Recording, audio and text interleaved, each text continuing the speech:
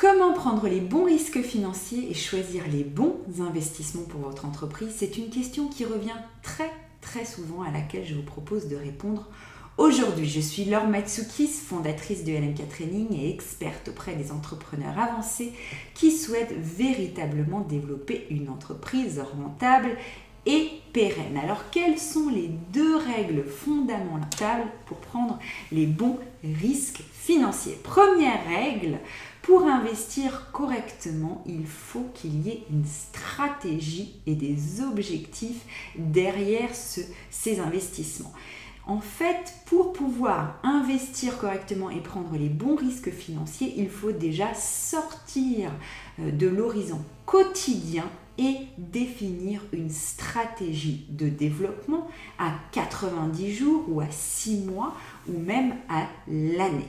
Dans tous les cas, faire finalement des investissements jour le jour, malheureusement, ne vous garantit en rien que ce sera des bons investissements et que vous prenez les bons risques financiers. Donc, première règle de base pour prendre les bons risques financiers, définir en amont une stratégie de développement et lier votre plan d'investissement à cette stratégie de développement. Il faut ainsi définir des objectifs financiers en amont et lier un plan d'investissement avec ces objectifs financiers.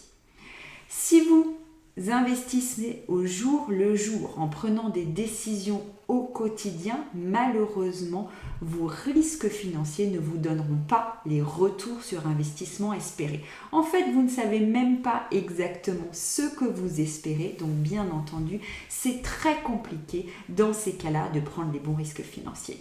Donc, première règle de base, prendre du recul sur son entreprise, sortir de l'horizon quotidien et se fixer des objectifs à 90 jours pour commencer et lier les investissements à ces objectifs.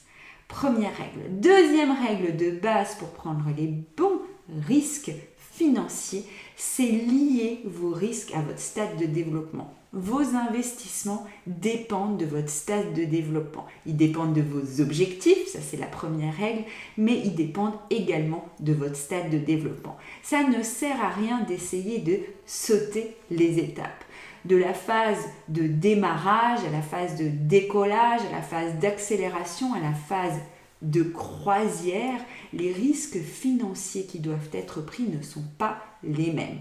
Dans la phase de démarrage, vous devez investir dans la rencontre avec votre prospect, dans la compréhension de sa problématique, dans la définition d'une offre, dans la communication de cette offre à vos prospects. Dans la phase de décollage, vous devez commencer à travailler sur la structure, la rentabilité. Dans la phase d'accélération, il est temps de mettre en place une véritable machine marketing. Il est temps d'investir également massivement dans la structure de votre entreprise pour pouvoir accueillir la croissance. Tout ça, ce sont simplement des exemples pour vous montrer en fait que en fonction de votre stade de développement, il y a les bons investissements et il y a des investissements qui ne vont finalement pas vous offrir le retour sur investissement espéré.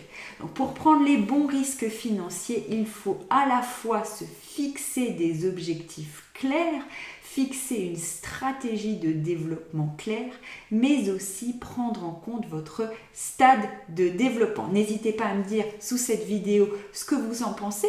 Quel est finalement votre chemin pour prendre les risques financiers? Si vous avez besoin d'aide pour définir les bons investissements, pour être au clair sur votre stade de développement, n'hésitez pas à prendre rendez-vous pour une session ouverte. Sous cette vidéo, je vous retrouve très bientôt.